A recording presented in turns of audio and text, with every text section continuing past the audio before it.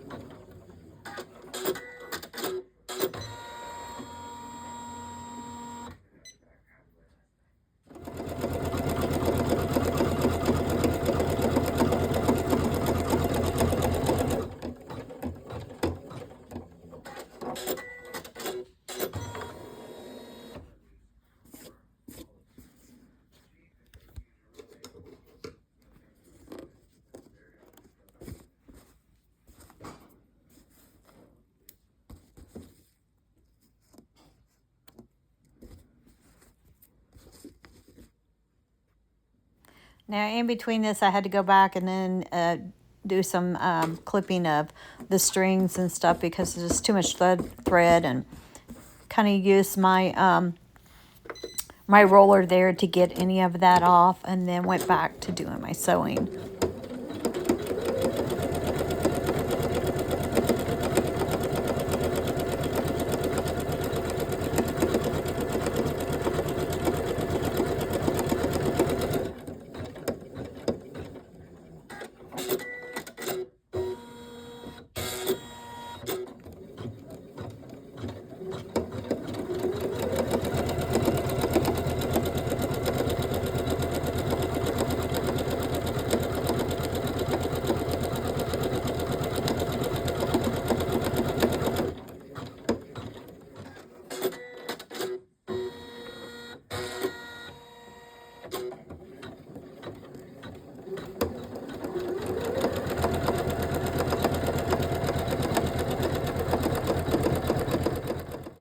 So this was a sweatshirt that I got done. It came out really cool looking.